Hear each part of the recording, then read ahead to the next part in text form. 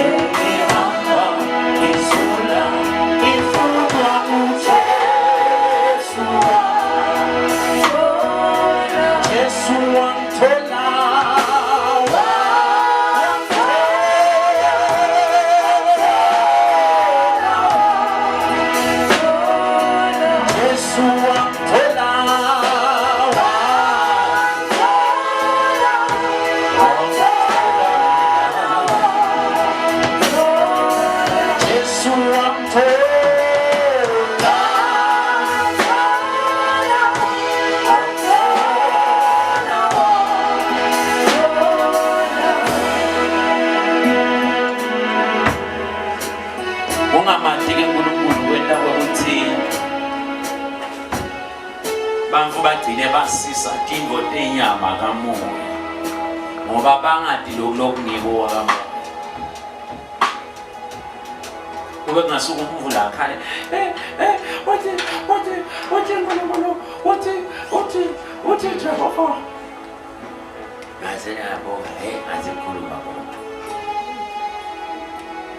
so ngekungadi kokusinkulunkulu ukhuluma njani ugcina sekusiseka nje ukuthi ngazi ukuthi uJehova asilalele ngabe ngurumeka ina akhulume ngaleyo ndlela leyo ngurumeka izinto ezihlukile naleyo ngayisebenzisa but lokungadi gcina sekungadeki ukuthi lona uthi uyankulunkulu noma lona awuyakhalela silolta alona igama lenkosi kunenge bantfu labagcine bakusisa kamoya kube kungasiko kwakamoya kube kwenyama. It's because if you lack spiritual insight now uswele kubona bona kamoya now uselelo lwati lwakamoya awuntintiseki la kamoya kuze utokwati kwakamoya ukwati nalokungesiko kwakamoya uma ungakambuleleki emehlweni apha kamoya uyawugcina uthi tinvo tenyama tamoya tinvo tamoya tenyama kanzi lo shoda ngabo mnamehlo ekubona tinvo tankulunkulu akusinenge lokudzingekelekisi njengama phetha akusiwo kunenge lokudzingekelekisi udzinga nje sathi uNkulunkulu. Then you can know Satan, you can tell this is not God. Nasasa usebenza nje Satan kwesinye isikhathi uyaseca lesitha sakho angasebenzisi ngoba so uyathi ukuthi isikhathi asukele nje umngane wakho awathona uyibo friend that's happening friend akusuyi Satan ugcine sewuzonda abantu abadingako kusasa ngenxa Satan lobasebenzisa idolo njalo makwethu ugcina sewuzonda abantu makhelwane lobadingako kusasa ngenxa Satan lobasebenzisa idolo so ngabe lo muntu usitha samna absolutely no lo muntu akasiso sitha sakho ngekungati uNkulunkulu ngeke sikwati lokuvela kuye ngeke sikwati nalokungaveli kuye ufuna uNkulunkulu manje wena personally wena wadane naNkulunkulu come to know Jesus umhlobo wami uJesu ophi onjengaye na abaningi bayantshiya abeke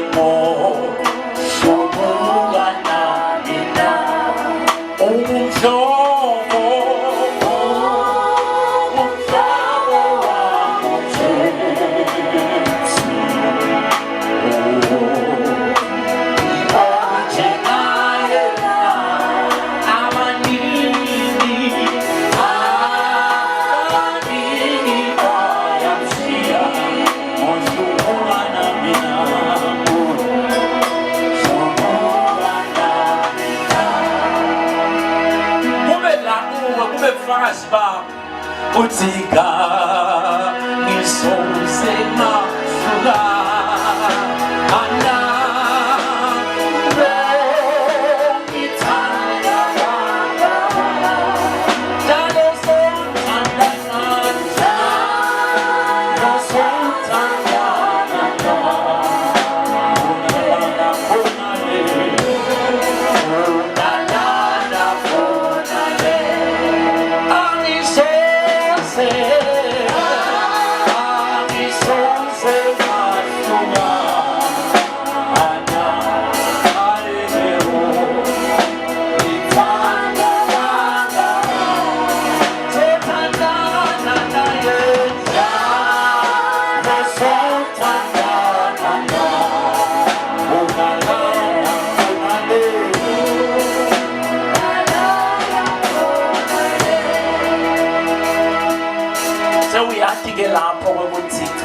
sengiyadana nenkosi nasekufika tivunguvungu likuphundla phundle usale wadana nenkosi. Oh my Jesus, ufike timo tikunyikatise usale wena wadana nenkosi. Ufike tihlupheko ufike tisizi usale wadana nenkosi, ube irremovable from him. Lapho sowuyathi ngakhelwe ke kuleli dwala leli ngikristu.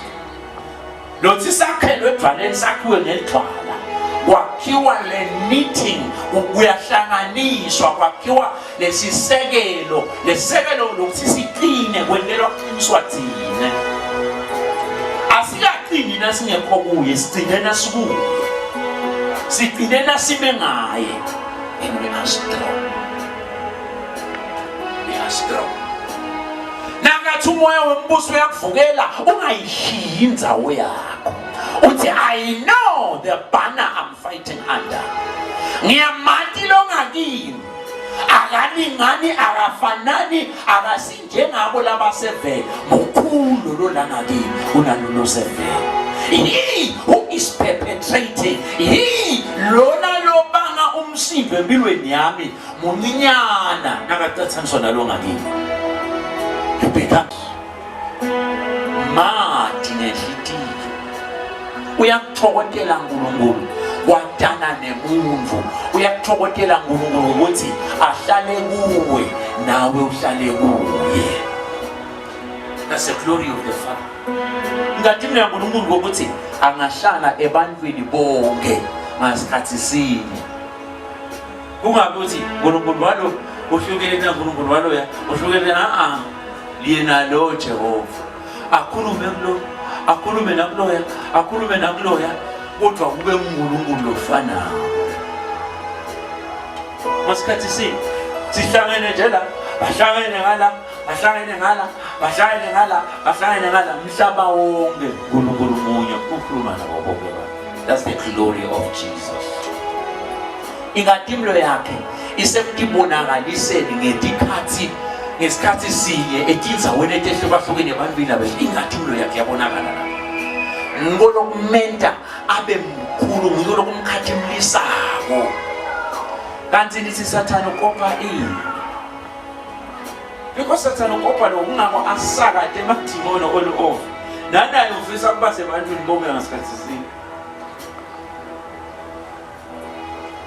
Take glory, Father. Take glory, Son.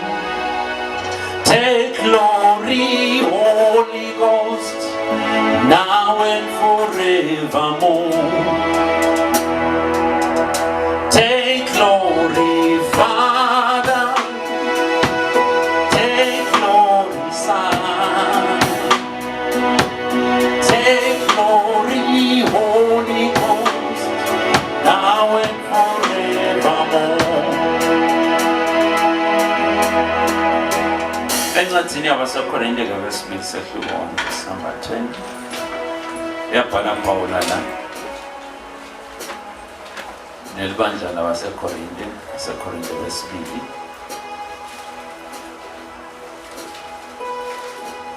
Pawula lana wembula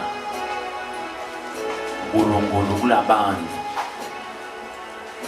nase okhulile ke ekumatini uNkulunkulu lo mthandazo lo uthandazako ubese sewuyasho nawo ukuthi cha lo muntu lona uyamati lo Nkulunkulu lathandaza kuye.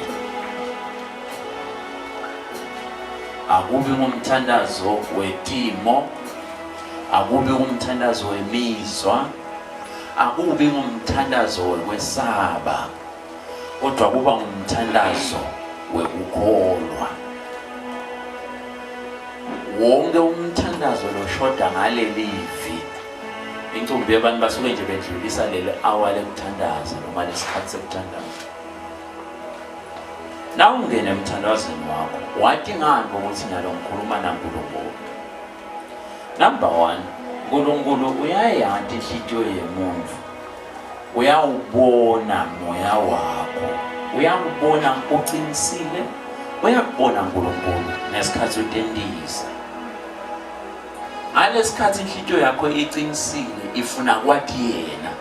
Uyabona uNkulunkulu. Ngabe iBhayibheli lithi bapusisiwe labo labalambele labomele kumathi babomele kulunga kwakhe ngoba bayakwesuthiswa. So uNkulunkulu lesinye isikhathi ukubuka lokuma kwakho lengekhathi lokumlangadelela kwakho. Lokumlangadelela kwakho lengekhathi. Akwesuthise. Ngekumathena kwesuthise ngekulunga kwakhe. Hayi ngoba khona lokwentile. No.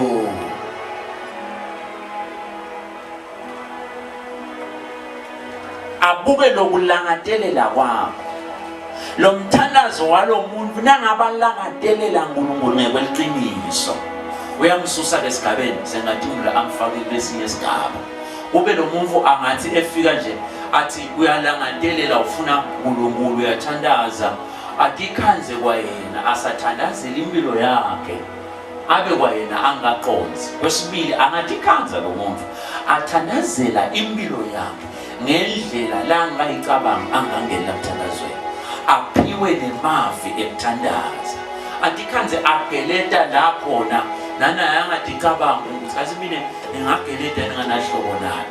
Lo munye angathi khanza asakhuluma ngetilwimi adumisa uNkulunkulu. Athandazela ngisho netimo letiseda hayi nalesetegcile. So that person ugcina asageleta kamoya. Njalo uma singake simele kuva kugeleta sifune lokugeleta ukuva ngenyama yethu siyawugcina njalo sinyamarishi in our prayers. Singenyama ngoba labanye bamela kugeleta khona nibele kufuna ngive manje ndogeleta kungakho nabanye singathandaza sesikhale sikubelele kancane nje sithi ukhona level afuna ku hayi ukuthi ingoma ati skeletis kamoya skeletis ati ngoma, but let us take note. Angeke ngengoma ufune info wena lo ngazange sewube kuyo. Sabena uma nyalo ngathi asesithize ingoma khona la ngifuna connecta khona. Shothi ngabe ngaconnecta la ngifuna connecta khona. Because ingoma ingavela ingangenda nyalo ngisabe ingangithinza umoya wami nyalo ngivu ngathi ngiyakhala khala. Ngicabanga sengeleta abamoya kanti solo ngisenyameni nje nyamarish. La ngifuna ukuxhumana khona ngifuna ngathi lithini ke iBhayibheli. Lithi befika kumprofeti ngalinye langa angikalungeli. Bato consult bathi hey umprofeti waNkulunkulu uthini uNkulunkulu nganasimo naso. iBhayibheli bathume ingozi wathi lo mprofeti asenithinze igitani kancane. Afuna ukuxhumana lo muntu ungumprofeti. Hayi ukuthi ufuna ukuqala prophet ngalelo langa. That's what we are doing. Awuzange sekugelete nengosi, awuzange sekuqhumana nengosi, kodwa sewufuna ingoma into yokuxhumanisa. Niyabona sesithi lematanga kanani mabebe ufaka ngoma. How can we simplify this? Nifika njani ke mfundisi la khona ngathi lo lixhumano ngiba nalo lixhumano lolithile na Jehova. Asiqaleni kahle kuze sitofika kahle. Number 1. Nawuthi ungena emthandazweni wakho, ngena ngalelivi. Ukhona ilo wathi uNkulunkulu, lo akwambona kungukuthi ngalesikhathi umathi Jehova. Natana na la khona utawuva ngisho neliphimbo lakho. Ithi iBhayibheli uNkulunkulu nakhuluma naSawula kokuqala. Lesi sindvo saNkulunkulu satiya kangangobe wathi Paulus lona lokhuluma nami ngilomdzala wethu isuku wathi ungubani wena Nkosi. Kwakude nalamandla lelivi la Jehova leta nalamandla ekuthumba lempilo yaSawula. Wathi ungubani wena Nkosi? Loshothi you can feel the power at times but you cannot know ngoba ngeke wathi sengikhona khona ngeke uvume kona ngeke uthandaze kona naNkulunkulu ngisho sekufika isikhathi sakho sekuthandaza simakaza kuvakashela noma mati uNkulunkulu uyawuthi khanza uthi hlayisa nje kulesi sikhathi unganalo uma utowemukela umlayelo enkosini moya wakho kuyatsinzela lesinye isikhathi kulesinye isikhathi niyathi uthi ubona simo kule simo lesi manje indoda aqala akhulume ngawo akhulume nawe ngale simo losibonayo ngenxa ukuthi uyamathi simakathi akhuluma nawe uyakhona kufa usimakathi ke lokhuluma nawe kungawo lesinye isikhathi ukhaza uthi mina ngiyayimisa ngisho nale moto kube isikhathi sami sekudlelana ngoNkulunkulu nibe ngishayela so isikhathi sami ngoba ngiyamathi angazaqala ekhuluma nami ufuna ukuthi ngilalele ufuna ngixoxisane naye isikhathi sefellowship. iBhayibheli lithi uNkulunkulu abehla atudlelana nemuva atochitha isikhathi nemuntu so kimuntu namuhla uthi lokho bekakwenza kuAdam ngabe sowabuyekela uNkulunkulu yini angakangivakashele nami sitoxoxa namhla uyehla uthi encwadini yesambulo ubheka ngasemnyango ngenkokotho so inkinga namuhla bancane laba bevala iphimbo lakhe lakankonkotho laba babona simo nje kanle nokho ngumsipho wekudiwe attention yakho wena ufuna bese sovala iphimbo lakhe kule nokho ngoba uthi labo labevala iphimbo labo akasho ukuthi labeva lokunkonkotha kwami uthi labo labevala iphimbo labo because ingaba mnene umsipho lenkonkotho empilweni yakho nasathana uyankonkotha ngethimbo lethithi afuna iattention yakho umnika njani sathana iattention yakho nokuthi uqale wesabe uqale uthuthumele uthola inhloko uyaboma ibabe you are giving the devil your attention. Fear gives Satan your attention. Kodwa kukholo kuniketa uNkulunkulu iattention noma ngabe simo sinye whether silethwe ngisathane noma ngabe sivunyelwe uNkulunkulu leso simo leso kumzalwane lokholwako siqhubuluta kholo timo lesibana nalo letiyetato dingabe tihlose tosibulala kodwa kumzalwane lokholwako tiqhubuluta kholo njengoba tiqhubuluta kholo makhelwane ngithi thina sebakholwa uthi ke Paula lana ku verse number 20 kutotonke tethembiso takhe uNkulunkulu uthi kusho yena uNkulunkulu uthi yebo kuyo kungako nje sidumisa uNkulunkulu sithi amen ngaJesu Kristu. Can we read some English? Can you do some English? 2 Corinthians chapter 1 verse number 20. Asekorinthe besibili sesihluko sekuqala evesini lemashumi lamabili. Read. For all the promises of God find their yes in Him. That is why it is through Him that we utter our amen to God for His glory. Lesi siswati lesibhalwe ngesingisi noma isingisi lesi nalesi siswati lesi iBhayibheli linye. NIV right?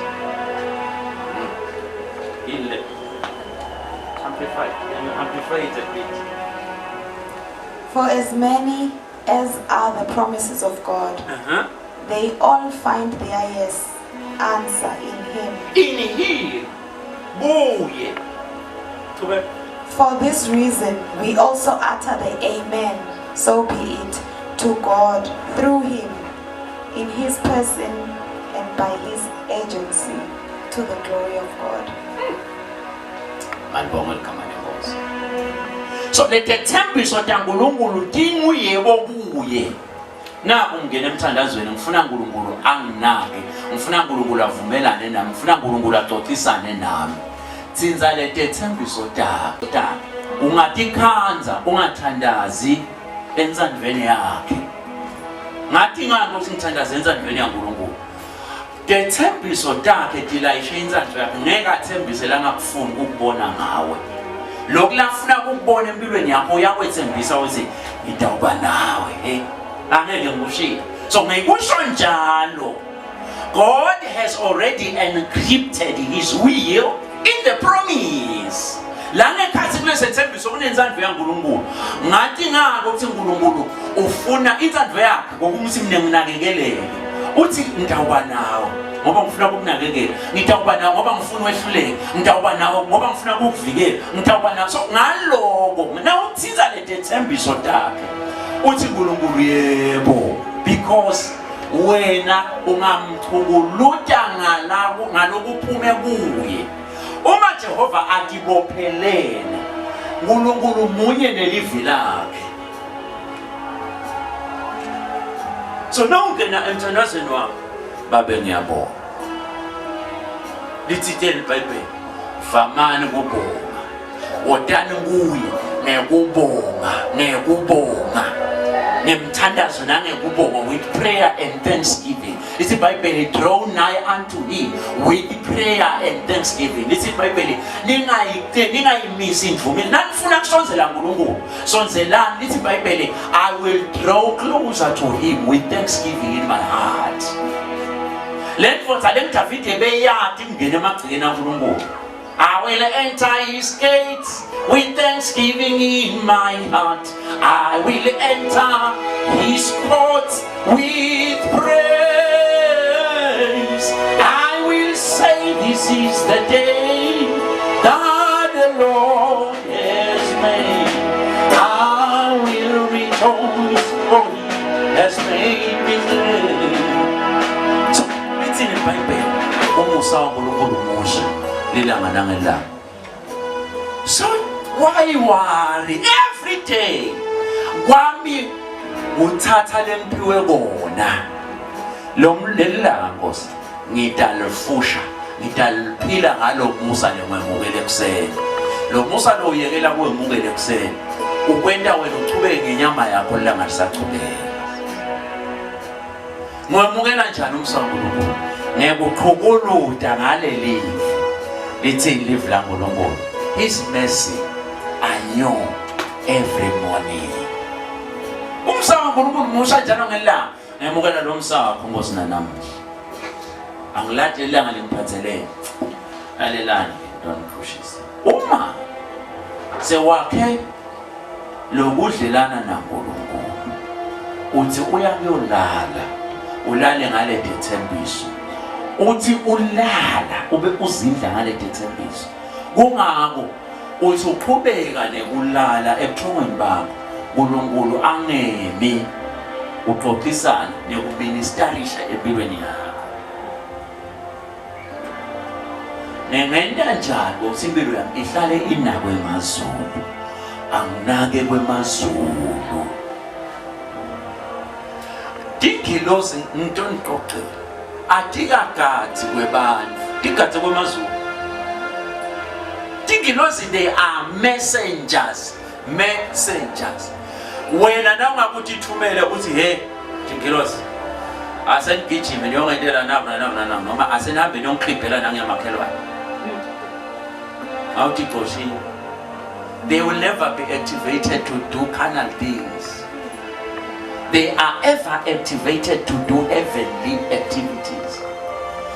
Didi thulwa little Bible dingilozi diyenyuka diyehla denyuka nemthandazo bazalwane dehle nedipendful tenda njalo. Dingilozi uNkulunkulu bekade ethuma ngeassignment lethide hambani niyobhubhisela igomora neSodoma. An angel came carrying an assignment. Nafike lengilozi yaxoxisana nabanaloti. Yaxoxisana naloti in the literal sense eloti into obhubhisa.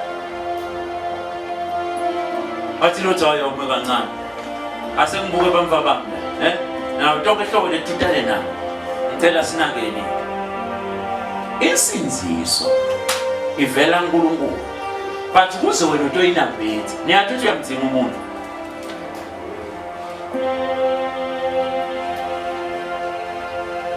Lengilozi yafika yaxoxisana naloti. Loti bekane mathuba onke ukuthi lalela ngilozi angifuni ke lesizwe yakho nekuyivuma lot wabese yena soba yi-conduit of salvation bantu bakhe bebangasinza ngaye lithini iBhayibheli ngemvumunye lokunowa kwasiza umndeni wakhe alisho iBhayibheli umndeni kaNowa wawulungile phambi kwaNkulunkulu imvotha nekuxhumana nemuntu the people were saved hayi netento tabo letilungile uNkulunkulu isalvation impumelelo yemuntu uyixhumanise nalomnye umuntu nangabe lenguquko itawendeka la emhlabeni la lifunze lonke iBhayibheli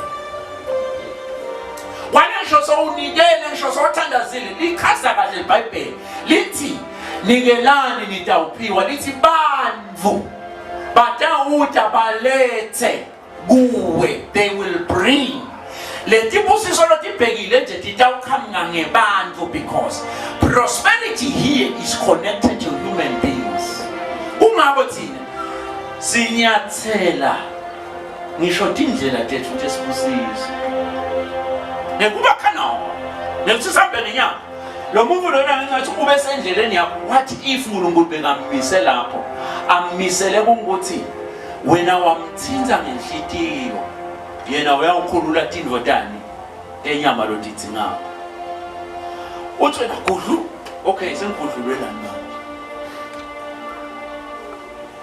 niyathi tijabobe nakalwa nengilosi waphuma alimele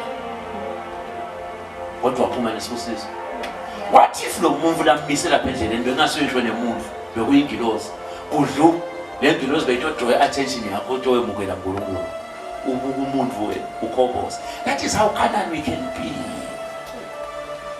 okay nalo muntu uhamba uqhutshwa enhlitweni yakhe uhlala amethele lifu laNkulunkulu uyathi ukuthi okay Jehova uthembisile ngeke azamshiya unami nalandleleni nakwente kakhulu thank you Jesus ayi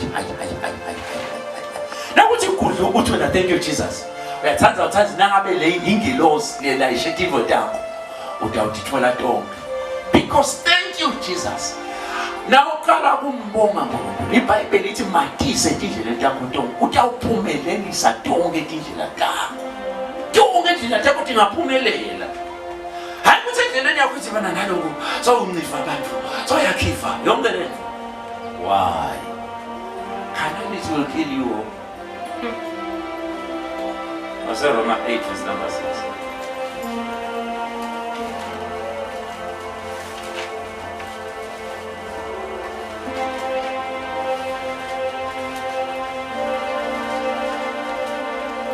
That's Roma 8 verse number 6 kunaka kwenyama kukufa kodwa kunaka kwamoya kukuphila nekuthula kwekuthi udibana nani ngicela ukuthi ninake naku bathandekayo lokuthi udibene nani lokuthi uhlaselwe yini ubokwathi uthi mzukwana kuhamba kuthula enhlitweni yakho somcoshile nakuNkulunkulu you have bided your help you have said goodbye to my help lo sitho lwakho sowuluvalelisile waqosha kuthula sathana enhlitweni yakho ubokwathi usewukuthambisile he has already weakened you so when you wena waba weak because uNkulunkulu kunetinto letima attractako umuntu kunetinto letimxoshako once wena akunenzaba ukuthi uhlaselwe yini kodwa wena waze wathwala usizi ngenhlitiyo yakho iBhayibheli ichaze sobala umoya womuntu loyephukile ukufe mathanje lo msovela ubambe indlela leyo kufeni unganquma wena kulethwala lusizi noma uliyeke ndingefika timo letibhlungu ndikuthinze uthinze ngomoya wakho ukhaya but wale kulethwala lusizi wale uthi wethembisile ngekangishiye nani utesula nyambe yena wethembisile ngekangishiye nani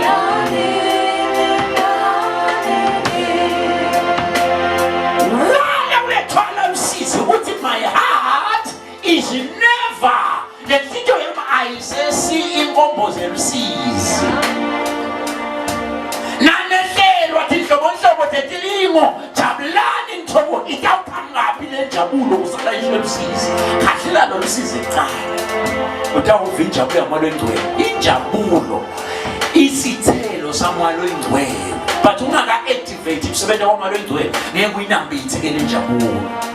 So the Holy Spirit needs to be active in your life. How do I activate moya oyingcwele? Moya oyingcwele ngimcunguluta kanjani asebenze empilweni yami? Ngithinza lethembiso tababa. Ngathinza lethembiso tababa mfana ukudlala igitari, udlale letingilosi, udlale moya oyingcwele uthi ayisuka madoda. Udlale legitari uNkulunkulu umdlalela kanjani igitari uNkulunkulu? God can only dance to his own music, not your own. Wethembisile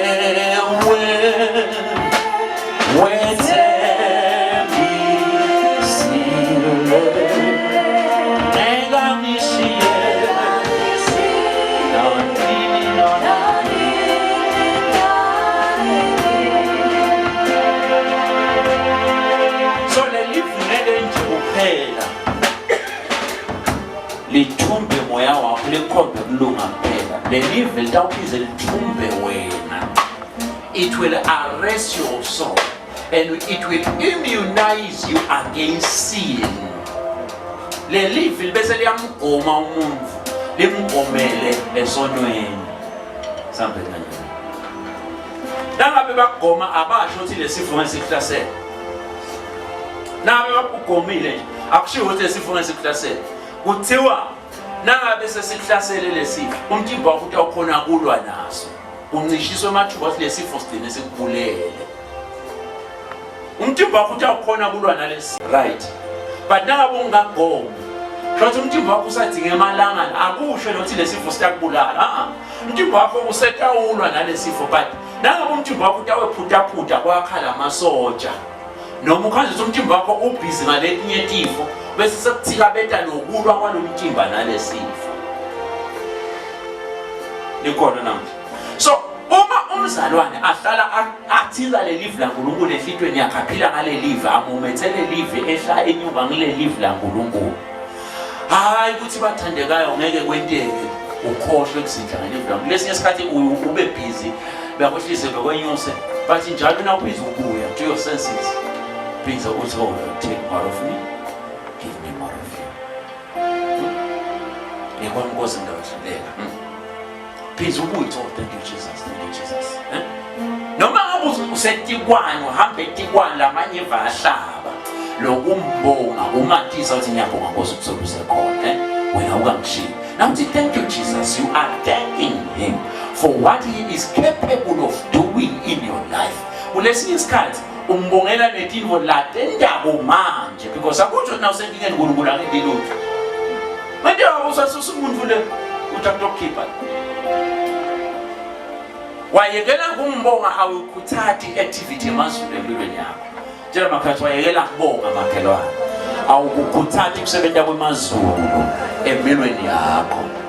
Le ndvodza leMdavide bekuyindvodza inhlitiyo yaNkulunkulu beyihlala ngekubonga njalo. Kungabe uNkulunkulu bekahlala nayo kuyo yonke impi lithi iBhayibheli kude impi lake ayiluza. Bekakutsata kukhona kwaNkulunkulu empilweni yakhe. Davide licebo lakhe nje bekukutsata kukhona kwaNkulunkulu. Bekathi sinakuna uNkulunkulu ngakini dihlonelekile dithi Satan. Hayi ukuthi hayi namhlanje ngijime kakhulu ditani ngithola kahle dithi. Bekathi as long as nginaNkulunkulu dihlonelekile dithi Satan. Uthi Davide uthi angiyukwesaba noma wena ngabe sidothi sethuzi lokufa ngiyokwesaba ngoba wena Nkosi unako. That's the secret of David. Davide bekakhutsata nje kubukhona kwaNkulunkulu empilweni yakhe. Athenze sekugidala kancane. I love the man of Galilee. So ngalesikhathi lokubathinzitha ngalesikhathi athinzitha le gitari abonga dumisa uNkulunkulu. Listen to me very carefully today. Namhla asenyimnikete na ngawuthini ngema weapons for spiritual warfare. Dikhali leti ditakulekele bantu benyama babonga bangathumisa nabantu angambonga uNkulunkulu uma asaphume asinzile empini noma asancobile. uthatha umuntu wekholwa kubonga uNkulunkulu asaya lempilo. Umuntu wekholwa akameli i-outcome, umela uNkulunkulu. Akhuluma namhlanje. Umuntu wekholwa akameli lo mphumela, umela uNkulunkulu ngoba umuntu wekholwa uthi ungaba naNkulunkulu amsothele. Akangabathi lo muntu ukuthi lena ngidawunqoba yini. No. When the Spirit of the Lord is present, nangabe ngoNkulunkulu ahlala kini, uyawuphilisa ngisho lemkimba yemebhubhayo, umkimba wakho uyabhubha, kodwa nangabe moya waNkulunkulu ahlala nakini, utawuphilisa konke. The secret is the presence. Lokukhona bakhe wentani uNkulunkulu Israyeli uzanto ngoba thitha dad wathi yakhanya ibhokisi lesivumelwano mina ngitawuhlala kini, le bhokisi lesivumelwano litawumela bukhona bami kini. La niya khona thatha le bhokisi lesivumelwano la senibona khona seyiphakile ya Sathane, isathane sejisukumile, thatha le bhokisi lesivumelwano nihambe nalo nitawubona amandla ami. So imfihlakalo yabo bekungilobukhona baNkulunkulu kuko konke lapha kwendawo. Wakha simo sekugcina lobukhona baNkulunkulu. Ufanele sathi ngingatapha uthi bye bye my problems. Dithi noma dibhizitela thiko takho uthi things will turn around in my life. Everything is turning around. Bantu abanye bathi kunekhohlelo nami ngiphakama. Because ubona ukuthi inguquko ukuthi lethamba uJehova.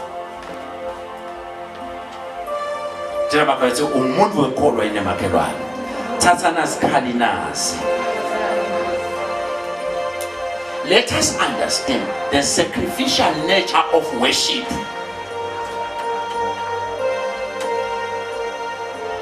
The sacrificial nature of worship. Kulula ukuthi umuntu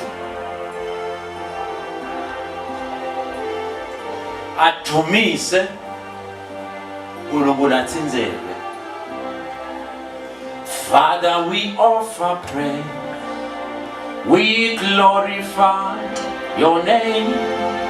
We offer praise, we offer praise, we glorify your name. That's near Makhosi speed. Let me show you this. Makhosi, the book of 2 Kings chapter 4. Makhosi speed is chapter 4. Makhosi speed is chapter 4. That's number 8. We offer praise, Father, we offer praise, we glorify your name. We offer praise, we offer praise, we glorify your name. Hey, Makhosi speed chapter 4, verse number 8. Ngalenye langa Elisha umprophet waNkulunkulu waya eShunem, indzawo leShunem. Lendzawo yaseShunem namhla ngicela ukuthi sinakeni na. Asiyati ngoba lendzawo yayindzawo legcamile. Number 1. Kwesibili, lendzawo yaseShunem asiyati namuhla ngoba Elisha ebekathi aya kuyo. Lendzawo yaseShunem siyati ngoba unemfati lo wakhonekitha kuloligqoko lwaNkulunkulu leliku Elisha. Lwabese seliguqula ngisho lendzawo yaseShunem layiphakamisa njengendzawo lesingafundzela kuyo. Asinake. There was nothing special ngendzawo yaseShunem. Kwakude lokuthitene ngendzawo yaseShunem. Indzawo yaseShunem kwamasinzawo lehlala abaprofeti. Yoshothi lasibuka ngisho nangeliso laNkulunkulu akusinzawo naNkulunkulu bekayikhethile athi ayingahlala sinceku yami. Lendzawo yaseShunem kwakhetha umfati ukuthi lendzawo lena ngifuna ukuyiguqula. lana kwateke ngokuthi kwaye kwahlala umprofeti kwathi ngithina kuhlalisa umprofeti waNkulunkulu la eShunemi. Le ndzawo yaguqulwa, le ndzawo yaguqulwa ngumfati. Elisha abevamile kuya kwakude lokuthitheni kude lokuku uNkulunkulu angake anze endzaweni angake nje ehlenyuka uNkulunkulu kungaqhumanisa umuntu nekholwa athi asengiqhumanisa asentene liphayiphi lami lekholwa asengiqhumanise nje sengintothoza namanje ngadonsele kami ngadonsele enzaweni yangakithi. There will be nothing special. There will be ngisho nalapha eBhayibhelini besingeke sitshele phela asitshelwa kuze utobona asitshelwa nokuthi bekakwendane Elisha le eShunemi ukuthi ngaze kube into lenkulu usho ukuthi kuthe lokuspecial ngaphandle kokuthi nje abevamise kuya ethempelini njalo uyabona kungumkhuba wakhe ahamba ethempelini Elisha. So wentana ethempelini niyathi uthi waya ethempelini kodwa kuthe lokuspecial ukuthi ummangaso la wendane ethempelini emadla uNkulunkulu siyes wayekele angcinge ehlenyuka up until we activate faith. Siyamyekela nje uprofeti waNkulunkulu ehlenyuka. This is the scene that was happening here. Lithi iBhayibheli Elisha abevamile. So ngalinye ilanga Elisha waya eShunemi kwakukhona umfati abenjingile kuleyo ndzawo. Wacela Elisha ukuthi aphambukele kakhe khona ade uthola lokuya ngasethunjini. Wathi celela akusuye Elisha lo wahamba nqonqotha ngafa idala lo mfati wacela kuhlalisa igqobo kwakhe wacela ukuthinta inhlithiyo yaNkulunkulu ngeke wondle ingcebo yaNkulunkulu abukelele. Waba nesambulo lo mfati kungothi ngeke ngiyelele nje incebo yaNkulunkulu yehla enyuka. Lo mfati abenjingile beyangafuni yona iprosperity engafuna uNkulunkulu ngobe netidingeko takhe lebekade tifihlakile dagcina tisebaleni ahlangabedene nato uNkulunkulu ngenxa yesento salomfati sekukholo. Wena ungasakha sincumo sekuthi kami ngifuna uNkulunkulu antide ngifuna hlale empilweni yami ngifuna hlale uNkulunkulu. Udla ini uNkulunkulu empilweni yakho? How can you draw the attention of God to your life? Uthi akahlale uNkulunkulu kodwa kude lo mphelele kodwa. Lo mfana akazangathi awuphambukele ngala ngifuna nje ukukubuka. Ngifuna nje ukubusisa. That's what we do in our time. Awuphambukele nceke uNkulunkulu utothandaza ngani? Awuyibuke mentality yakho kube bekungoku lo mfati. Kodwa uthini nceke uNkulunkulu? Lo mfati waticelela uthi Elisha abophambukela kakhe khona ade uthola lokuya ngasethunjini. Ngako abethi njalo futhi lelo hambo lwa Elisha beluvamile. Abethi njalo nje nake endlula kuleyo ndzawo aphambukele kuyawudla. Beyangasadinga uqelwa Elisha lo mfati wakha sikhowe sa Elisha. Wathi nje umprofeti waNkulunkulu bese kuya kulo mprofeti njalo naketha nje bekathi uthi kufuna ngiphambukele ngiyothola lokuya ngasethunjini kulela khaya. Ngicela sinakeni ukuthi uma ngasho uNkulunkulu lana usengaqali but lo mfati sowuqalile kubele selaNkulunkulu. Bathi wehla uyenyuka nje uyadla umprofeti labanye baqalile kunikela banikela babona kumede kulutho bakhathala. Lo mfati akemanga lo mfati waqhubeka wakha sikhowe lo mprofeti besekade uNkulunkulu kubita agcine athi kunguthi namdzinga imali yokusita abahluphekile ngayithola kubani. Kwentiwa yini wena kube bede bantfu labamcoka bantfu nakhuluma ngebantu abamcoka ngikhuluma ngebantu abangema careers of blessings careers of blessings bantfu labadzala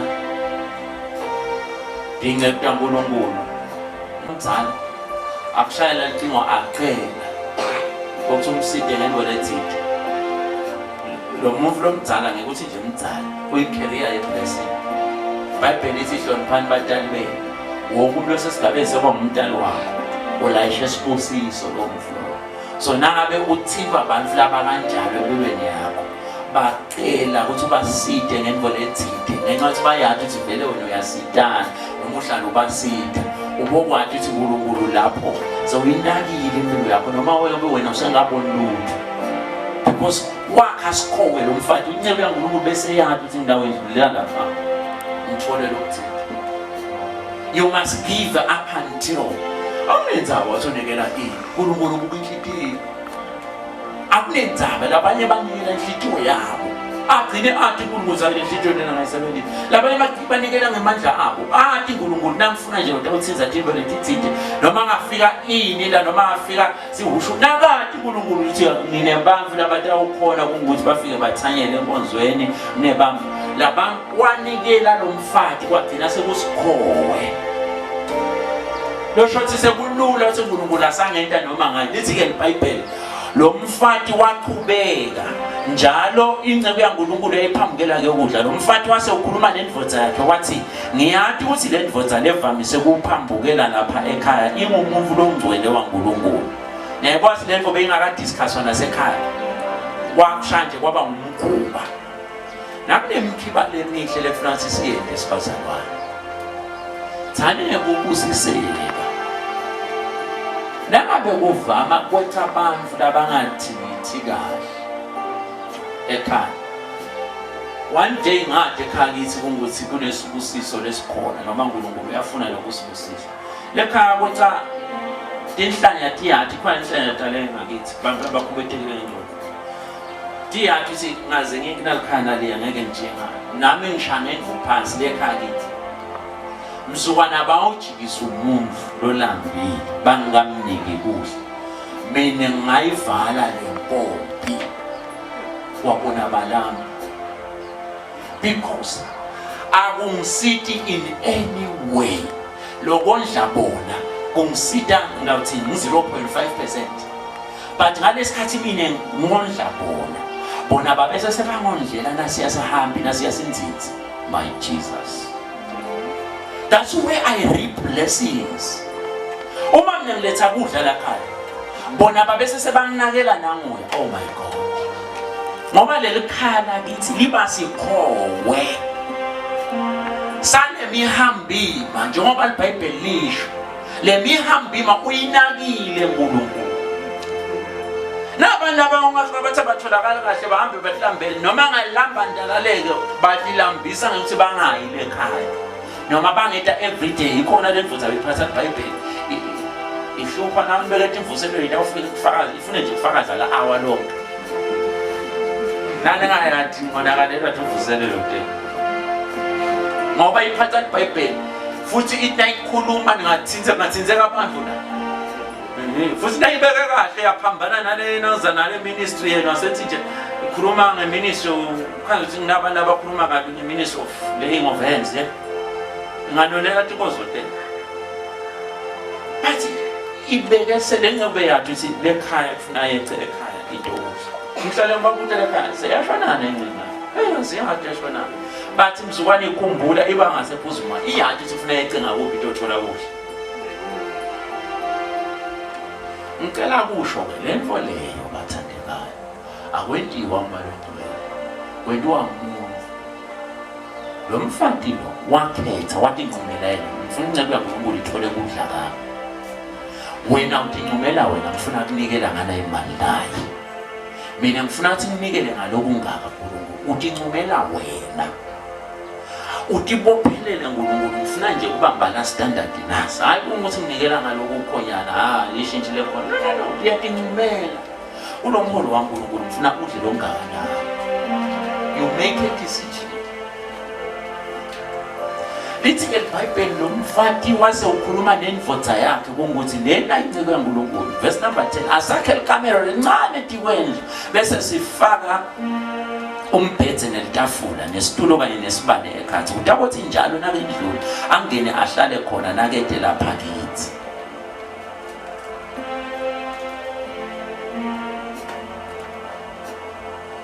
Lithi ke iBhayibheli kwenteka lokho kwaqhubeka kwabe sethi ngalinye ilanga njengoba nathi mhlambe labake bayifunza lenzaba nithatha ifundzele emakhaya ngalinye ilanga incebo yaNkulunkulu yathi lele igicika lapha embhedzeni yacaba bese yesuthi. Lathi lo mfati sosinakekele kakhulu. Uthi into engeke usinakekela ngekusipha kudla waphindze wenyusa lesigaba sekunikela manje. Wakha ikamelo lapha labantu bebaba nema-wall fence around. Bakhe netive diphakele bakhele kusuka lapha eBonzeni. Sike iBhayibheli babe sebakha ikamero elisetulu lapha eBonzeni. engiyayithanda nemvelo yomfana wakha le kamero labaseduze inceke kaNkulunkulu ufuna ibe ngetulu kwaleli hlu yakhe ngetulu kwaleli khaya wathi ngifuna igcobo lube ngetulu igcobo laNkulunkulu na uhlonipho ubeka ngetulu konke lokumayelana negcobo laNkulunkulu ubeka ngetulu awudlalele tinveni letilayishe igcobo laJehova awudlalele tinveni letilayishe lugcobo ngoba uyathi ngetibone into ngilona tilayishe inguquko yempilo yakho. You don't play around that. You don't play around that. Lithi ke iBhayibheli wakwenta lo mfati inceke kaNkulunkulu yasilele yabuta ingeke yakhe Gehazi athi angentelwani lo mfati akusho lutho ngale ndoda lelikhala kini lingabusiseka ngawo. Ngikhuluma ngento angifuni ukukhuluma ngekholwa kwabantu basekhaya kithi ngikhuluma nganakwami ikholwa ngithi mina ngishanga ngendvu kuleli khala ngithi angifuni kube nemuntu loyedlulako angaphiwa ngisho bayofika ingilosi bayishahlele emehlo ngithi mina ayabhiza uthandazela tibe ungathi ngithi thandazela no yakhasikhowe lapha ngifuna phela isikhowe sekubusiseka kwebamba. Anyone who comes there let them live, let wonke lofika akathole kwenetiseka akathole kunakeka. Make it a habit. Ithi ke iBhayibheli wakwenda inceke kaNkulunkulu yagcina ibuta uthi sangentelwani lo mfana ngoba lo mfati sola akacela lutho solwenikela ubizwe wena wanzena ukucela kodwa kunikela kwabaningi kodwa ngikuceleni angisho sekwami lokucela bathi ngimfundzisa tikhwebula ukuthi ungakhwebula kanjani amandla kaNkulunkulu empilweni ahlala kusebentela njani. iBhayibheli wagicika lo nceke kaNkulunkulu wathi bitha lo mfati umbuto uthi yini la ngentelwayo wathi hawu Nkosi yami konke la khaya konke kukahle wagcina Gehazi wathi hayi lo muntu lona inceke kaNkulunkulu ude umvana wathi Elisha mbeti wathi nakangene lapha emnyango acabanga kaNkulunkulu ayithi gicikela ngakuzingene ukuthi ivuke yathi ngalesikhathi lesenendoda yabukhona umvana akuqa phansi lo mfana wathi Nkosi nceke kaNkulunkulu ungabodlala kabi ungadlala endlini mfundo ngijingile anginamvana ayifehlule leyo ucebile lo mfana kanamvana nabafa bona nendvodza yakhe itawusala balelifa kude lo tuchukela isibusiso phambili. So wabonga lo mfana wathi Nkosi ungadlali nenceke yakho ungaqala udlale ngapha ungaqala udlale ngendvo ngiyifuna nami mbala kwenteka lithi ke iBhayibheli wamthola lo mfana ekuhambeni kwesikhathi asenze ekuhambeni kwesikhathi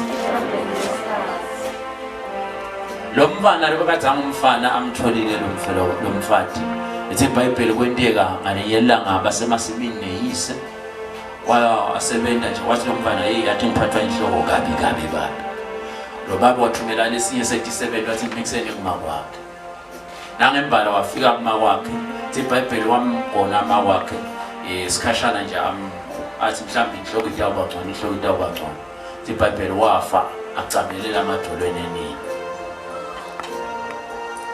iBhayibheli ke ngifuna sikufunze ngalo mfati. Lo mfati akazange abamemeta east west na south akazange abamemeta endvodzeni yakhe wathi ukuthi lesibusiso lesingisitholephi la ngaphinze ngiyochukuluda khona ngila ngihlala ngichukuluda khona. Lo mfati wenda ukuthi noma ngabe Elisha ukuphi nakambona noma abuhlethi phansi utawusukuma wakwenda ngekunikela wakha sikhowe ungasakha sikhowe sethi uNkulunkulu noma ngabe ngivela nga12 ebusuku ngithi Jehova utakunaka because uhlala unakekele abantu labathithe empilweni yakho na unakekela kwaNkulunkulu utakunaka wakho utakunaka kwakho uNkulunkulu na unakekela kwakhe nabantu labanzinzile nabantu labangenabani nabantu labadzala abasenamandla yakutendela intumpethu na ubentela wena you reap blessings nine omama uma utaya kula bantu abadzala lekhaya ufika uphishaneke whether uyamklinela whether umentela ini kusibusiso kuwe noma ngabe lo mlomdzala Nkosi yami usenemandla usakhona kutendela letinye izinto. Let me tell you something. Elisha nalefikile kalomfati waqale wabuka nje xa lo mfati khwala takucela wangacela lutho lo mfati wagcina sekungulunkulu manje sekugcina sekungulunkulu acuba lenze nje asekubutho yini la ngentelwa yona lo mfati so kwayena uNkulunkulu akaphatheki kahle uthi ulibala kupha awuceli lutho nayibona mfo le naye uNkulunkulu ufuna kufaka isandla empilweni yakho njengoba wena ufaka isandla kuye so kungakho Elijah wenza wayikhona ngeke Elisha wenza ngeke sidle mahala la akentelwe lutho wabuta Elisha kukhona lesingakhulumela mina nasenkosini ngikuxhumanise kusho ubeka ofanational nje ma connections nabe kusho khona itender nje lesolo ungayitholi ngakuxhumanisa nakunikela I can offer you prophet I can even talk to the king for you noma ngabe umuntu ongatiwa la veni umlomncinyana mhlawumbe udiphila mina ngakhuluma nenkosi ngikhulumela yilo izinga wathi umfati hawu nginakekeleke kakhulu sicelile la khaya sidinga kanti ushoda nemfati God kept on searching for a need la ngayihlangabethe benangembala wathi nasekafile lo mfana lo mfati wasukuma wamthatha wombeka letulu kulombhedze lolana lengceko athi ngibuyisela ngamthola kuwo angobuyisele ngiyakhumbula inceke kaNkulunkulu naye ikhuluma lamavi beyigicika kulo mbhedze ngathi lo mfati wathi bekagicika kulo mbhedze so lo mfana ngamthola ngalo yambhedze lo yabeyigicika lapha lengceko naliya le camera ngoba isiBhayibheli umfati wafika wemala mnyango inceke kaNkulunkulu yakhuluma ilapha ngegrass yakhuluma nje manje lamava wathi umfati angiyombeka le embhedeni wale ngcebo waphuma wabese sowufuna isebenzi wahamba wayofuna le ngcebo la ingakhona afika endvodeni yakhe cela sebenzi lana khona ufuna ukuphuthuma khona wathi lo babe ngabe khona inokushaya athi akonke kuhamba kahle indvodza yakhe ithi khona inokushaya khona konke kuhamba kahle Tivota matika kadi uNkulunkulu angabi neseyi. Tivota matika finga kasho uNkulunkulu. I need to hear God first. Ingakabatshela abantu ukuthi kuyabhetha. Funa ngive uNkulunkulu qala. Ngaze uNkulunkulu ukuthi hayi kuleka lokuthi awufa sengingaqala nje hayi kuyafa lo. As long as God hasn't spoken, I'm not speaking it out of my mouth. Ngeke nithi impilo yami ayihambi kahle. Uabe uNkulunkulu ayincike impilo yami. No! Let me hear from Jesus first. The Bible umfati wathi angive kumprofeti qala ngakakhulume kufa kwempandami ngaka hayi angive ngemprofeti qala ngoba letinye timo tendele impilo tethu tendele kusithonsela uNkulunkulu tendele ukuthi simnake kakhulu isiBhayibheli kusuke ngalelo langa wendipho lengavame ukuthi aye kuyofuna lengcebo eyivamise kutakakhe. But this time around, le minye mangaliso hayi bazalwane le minye mangaliso idinga ukuthi kusukume wena uye kuyofuna uNkulunkulu ngoba lo mfati this time around kwasukuma yena wafuna le ncebo beyivamise kutakakhe uthola umangaliso nje le ncebo itakakhe but there comes a time lapho unofuna kusukume wena Bible wasukuma lo mfati wafuna le ncebo yathi le ncebo unayimbona qhamuka lapha ayihlala entsabeni le ncebo yathumela le ncebo kathi awugijima lo mfati lendlela agijima ngawabuka lespeed salethi mbongo wathi ngisitayele sona speed bahamba abantu but lo mfati lendlela letangayo lo mfati waseshunana le speed wabona le speed salethi mbongolo sale ngani shot ayikhona khona lokumfushako ngoba kuyenteka uthi enkonzweni but lesiye isikhathi lendlela odangayo iyakhaza ukuthi this one kukhona lokumfushako lendlela othandaza ngayo iyakhaza ukuthi khona lokumfushako the speed wabona le speed lo prophet wathi Gehazi mhlangabethe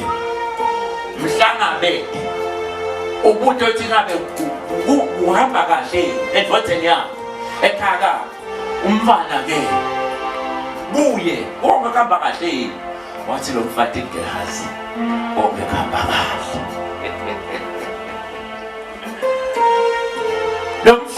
umfana Gehazi ngoba bekade lo mfana uthi lo mbana angamtholi kubo Gehazi.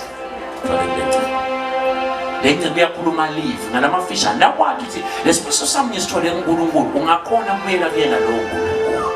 uNkulunkulu wangiphana umsebenzi angisabeva sebangumthela noma sebanginiketela incwadi naye yekumqosha sengiphize ngithatha le ncwadi ngibuza kuyona leyo altar nangabe ungakakhe isikhowe sekuxoxisana ngoNkulunkulu uyushonephi indlu naseticakile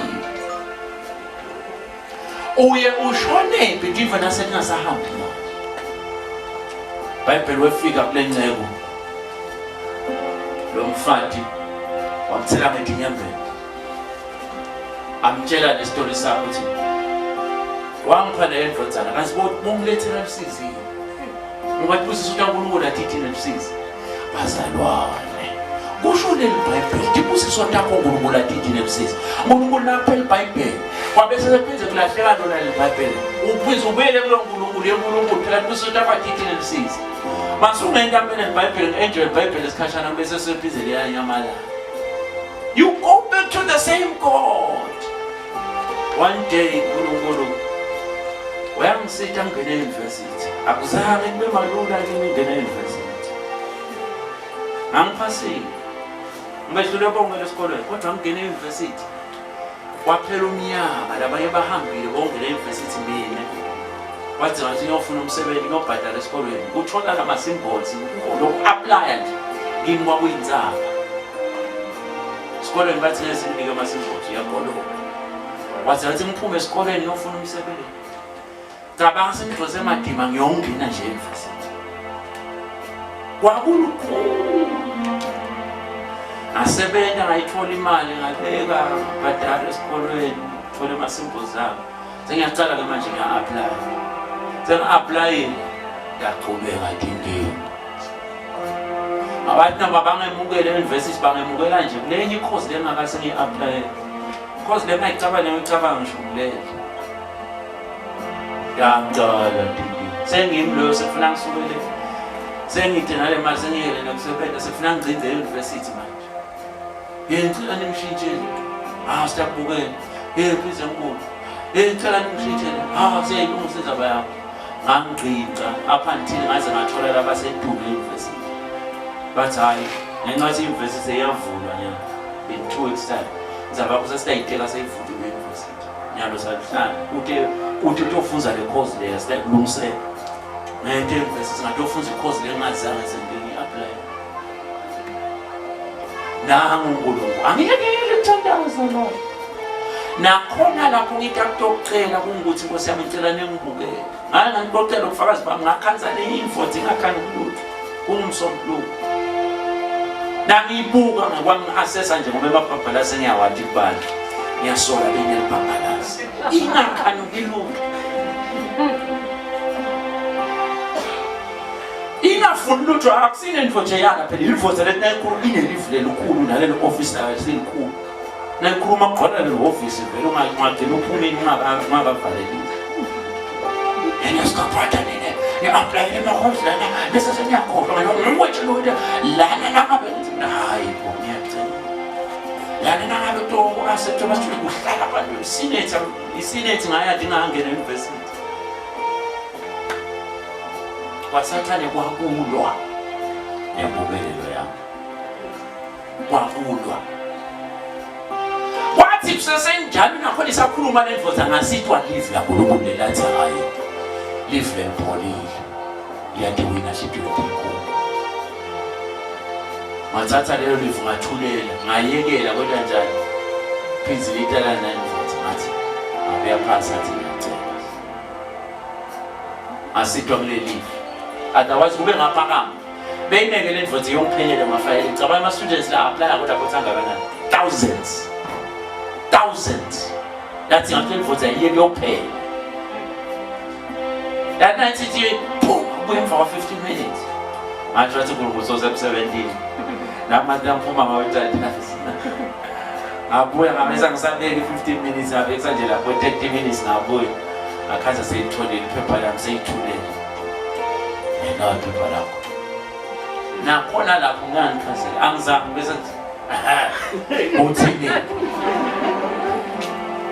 vele ngazuthi vele aba-accepte so ithi abayaphambili laba labangayi batshela ukuthi abakufakele yokukhuliswa isimenti. Can you imagine? Said the devil will fight you to the end. Nangabe wena unganqwanzi njengomzalwane. Uma wena live la uNkulunkulu ungakalayishi ngekhathi kuwo, uyawuthi khathi ugijimise kwabantu bemhlaba. Yathi nanguve emhlaba ungacabanga nemuthi uthi asengabe ufuna umusinyalo awusali ngisho nale enkulu solwa lana indvodza naye lengafuna ukubukela iphepha lakho. Mina ngibeshiselweni bakwambeka inyanga ngikhuluma kayinyanga so umuthi bekipho lejudane na. Kuwe bengasothi benkoba bengiyawucabanga ukuthi in the literal sense. Khona umuntu ongememumelelwe niyamanje nje. Bengiyawucabanga ukuthi angikhulumi ngephara nyeba belo omncane wami heavy kakhulu kulamala.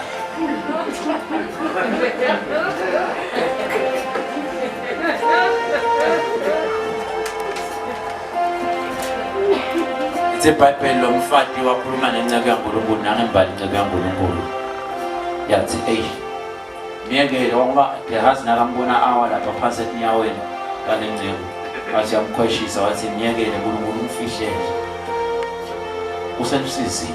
Ngibonile nale nkalishi. uNkulunkulu uyabona usizi wakho. Ukhathethwe yini? uNkulunkulu uyabona. Ude uNkulunkulu longa-educator bona ngawo. Jehova uyabona. Asimvumele uNkulunkulu asebenze impilo yethu. Yakha isikhathi naye, yakha isikhowe empilweni yakho. Yakha indlela yokuthi Jehova angayiyekeleli impilo yakho. Ahlale antinte ngawo. Baba siyabonga lifu lakho. Ngaphandle kwakho uNkulunkulu kasilo. Sivule emehlo Nkosi. Emehlo ethu abamoya abakhanyiswe ukhanya kwakho. Ngivula amehlo